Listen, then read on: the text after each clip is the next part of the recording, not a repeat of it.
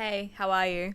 I'm suffering. I have not been well, and this has completely upheaved my plan for Celiac Awareness Week in the UK. So, firstly, happy Celiac Awareness Week if you're in the UK. Woohoo!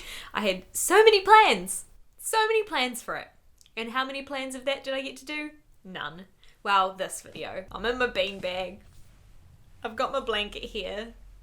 Don't mind me. And we're going to do one thing that I had planned for this week. So I've not been well. I've been really sick. I got some sort of gastro bug like norovirus or something. Basically, Sunday, absolutely fine. Monday morning, whoa, woken up. A little bit queasy in my tummy. What's going on? Probably nothing. Sometimes I just get queasy tummies in the morning. That's fine. Bam! I start vomiting.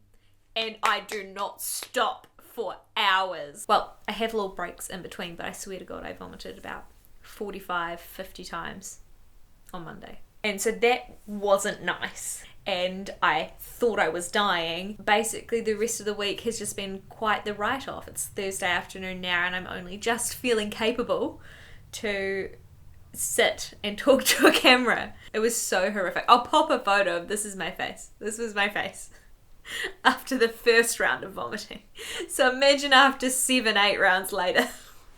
But you know how once you've been sick quite a bit, like your tummy really hurts. So for the whole of Tuesday, I couldn't even stand up. That's how in pain my gut was. Wednesday, still terrible. Thursday, I went to work this morning. It was difficult. I couldn't really walk up and down stairs, but we're here. I'm sitting down. I'm in my beanbag. I got my blanket on. So why not film a video for Celiac Awareness Week? Firstly, I did want to give a little bit of a thank you to the beautiful brand Love Free From. They have very kindly sent me their May box, which is just so sweet and so kind of them to do that. I would usually film a taste testing box, but I cannot eat anything other than boiled potatoes at the moment.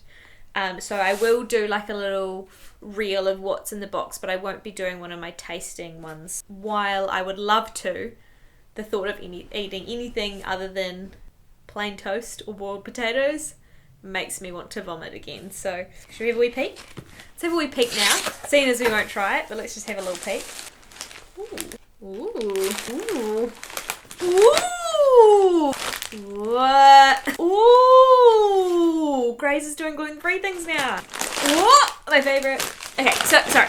Alright, I've gotten distracted. If you want to see the whole reel, it will be on my Instagram, I promise. Check out Love Free From if you want like a monthly gluten-free subscription box. It's always delicious, always good value for money. This is the longest intro ever, but I feel like I need to catch up on a few things.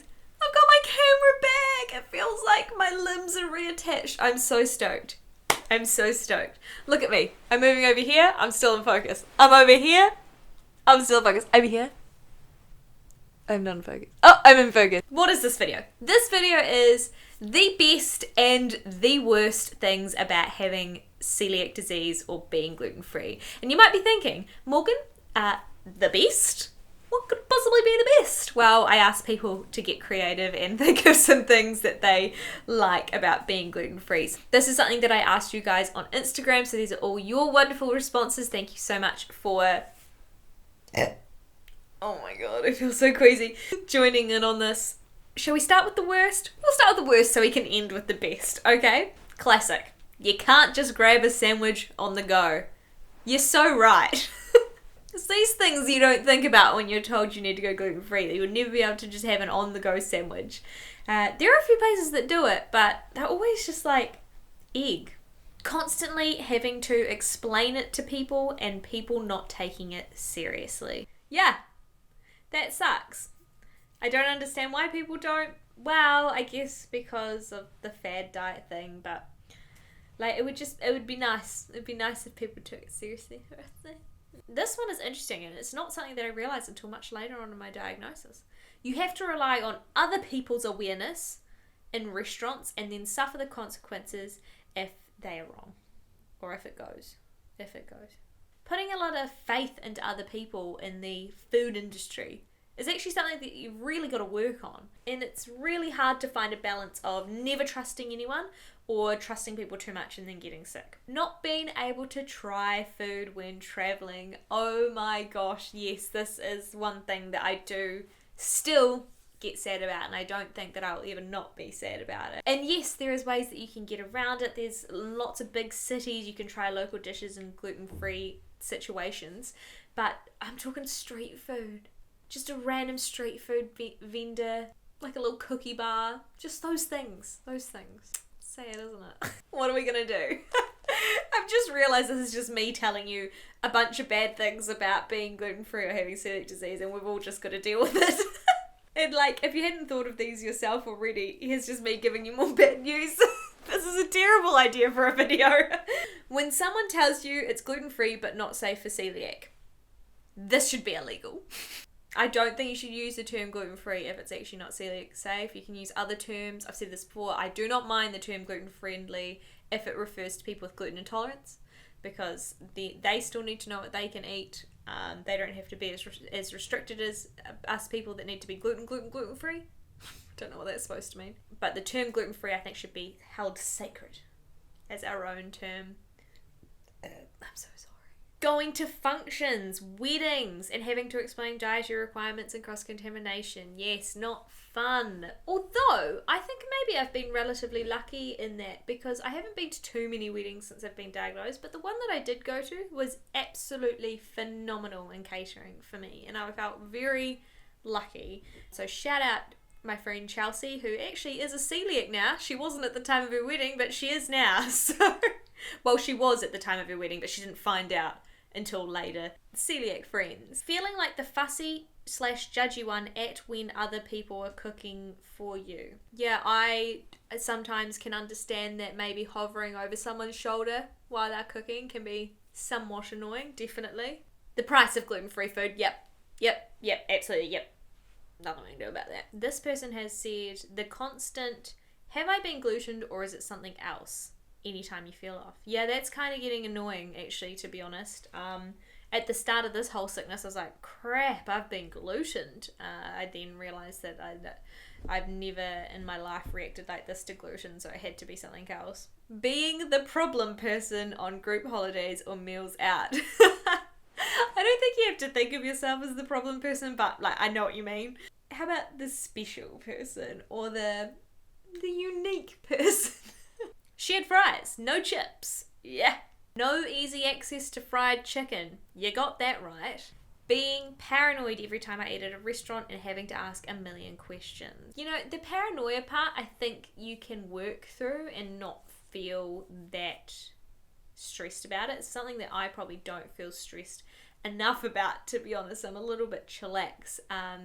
But that's because I do have faith in the million questions I ask. I don't think you're ever going to be able to not ask a million questions, and that does suck. Lack of education in the food service industry and our disease not being taken seriously. The lack of education, 100%. I find it time and time again, and I'm just shocked.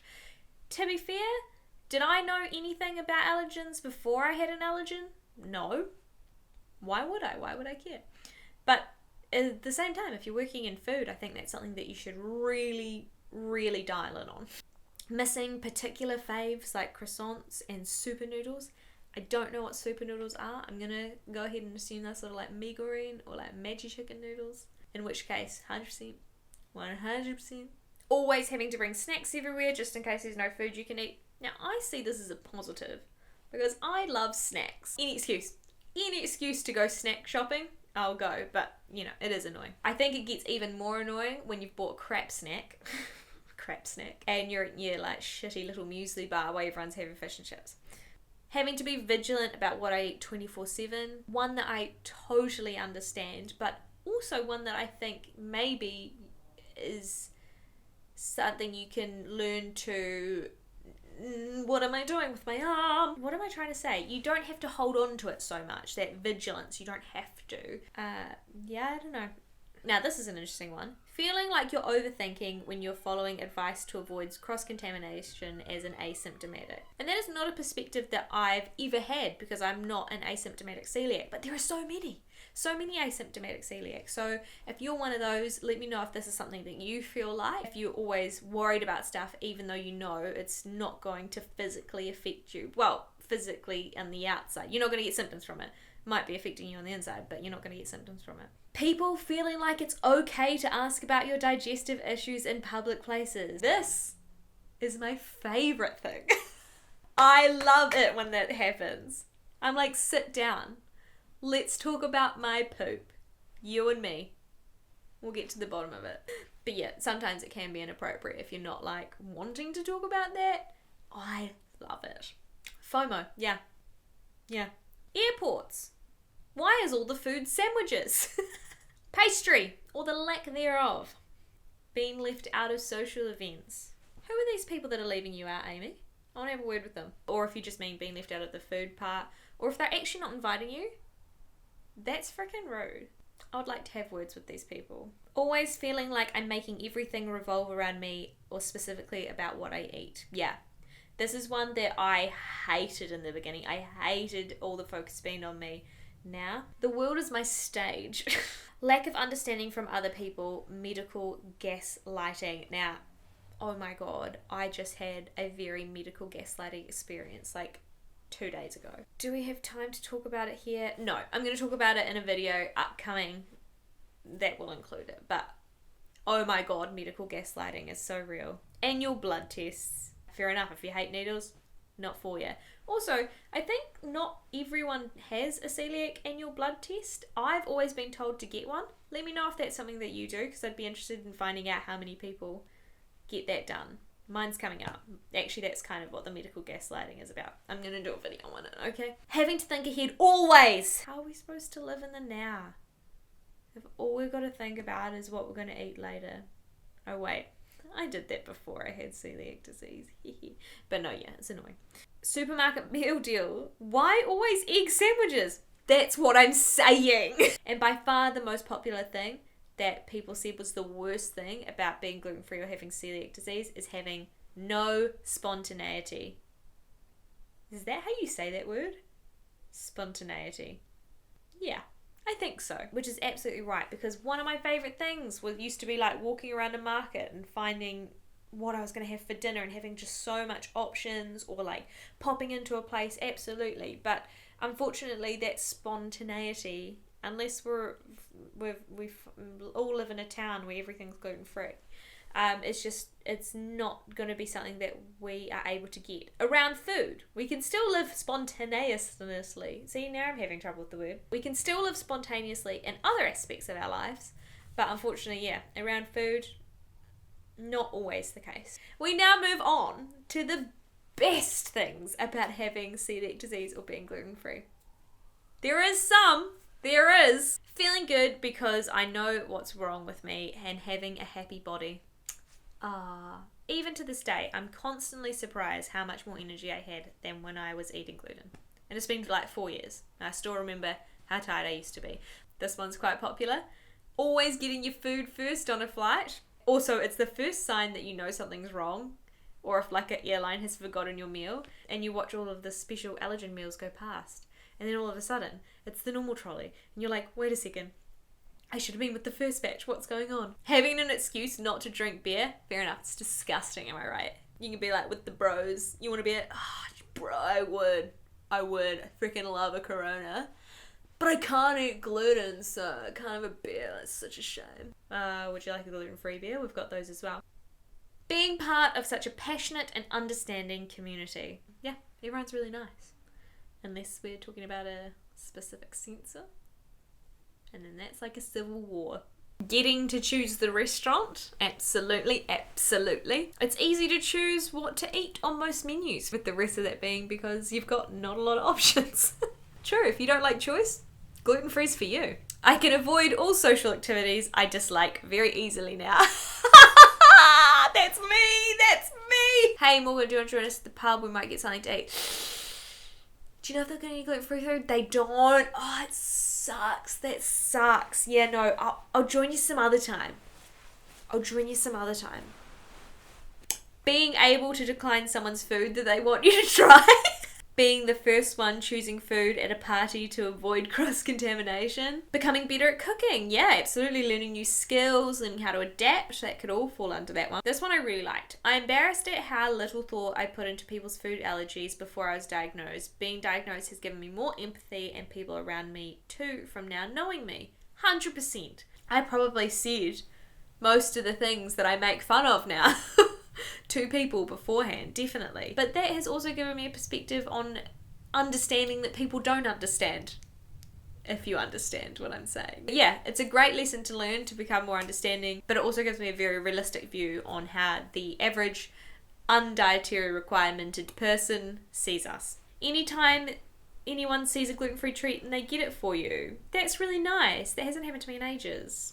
Oh, I suppose Love Freeform did that. Thanks, Queens. Getting a pleasure all to yourself at parties, 100%. Getting excited about finding new Freeform products abroad, yes. It's so funny being able to refuse to eat my mother-in-law's food without looking rude. You guys are using the power of gluten-free for evil, and I love it.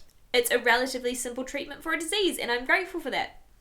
Very, very good perspective, 100%. Now, this person, I think a lot of people would disagree on, being the centre of attention on dinners out. I love that they put this in the best part of having celiac disease. Because I know a lot of people don't want that. They don't want to be the fussy one. But like, girl, Neve, you do your thing. I love it. More appreciation for food and the excitement for finding new gluten-free places. I personally feel like it's actually more manageable to be gluten-free and be like in on the know of all the good places and the new places, because if you were just trying to keep on top of like everything, like all of the places opening up in London all the time, that would be really difficult. Like, you definitely need to have a niche. Meeting an amazing community. Aww. I've tried more foods probably in my exploration for gluten-free goodies. Yeah? I'd say that I'm more open to choosing something different on a menu, if that makes sense. Like, I won't always go for something that I know I'll like. I'll be like, oh, why don't I try something else just because I'm here and it's different? People don't eat my snacks because they don't want the gluten-free stuff. Yeah, to be honest, if there's one good thing about people thinking gluten-free is disgusting, it means they're not going to touch your food. Being more aware of the ingredients in the food I eat, absolutely. I don't think I'd ever looked at an ingredient list before. Got the vaccine way before my age group, 100%. Tier group 6 in the UK, if you know, you know. Free flu jab. Yes, I think I get that. Yeah, I definitely get that here. And I think I also get in New Zealand. Don't know about the rest of the world. But nice. And the one that was most popular, not having to share food. Classic. You freaking hoarding gluten-free goblins. And then a couple people also put nothing. And that's absolutely valid and totally fair as well. So that was fun. I enjoyed that. I'm completely depleted of energy now, so I'm going to go lay down for the rest of the evening. There won't be a video on Tuesday. There will be a video next Friday. And then hopefully I'll be going back to Tuesdays and Fridays to get some more content out for you guys. As always, if you have any suggestions on videos you'd like me to make, send me a message. Thank you for not looking at my cold sore for this whole video. I appreciate that. I thought I wouldn't point it out in the beginning just in case no one noticed, but it's a freaking monster. I hope you've had a wonderful Celiac Awareness Week if you're in the UK, or a Celiac Awareness Month if you're in the US, or anywhere else that might be celebrating celiac disease. The New Zealand one is in July, so hopefully I won't catch friggin' norovirus for that one. So there should be more content around celiac disease. But I'm going to say goodbye now and have some Ribena and go to sleep. See ya!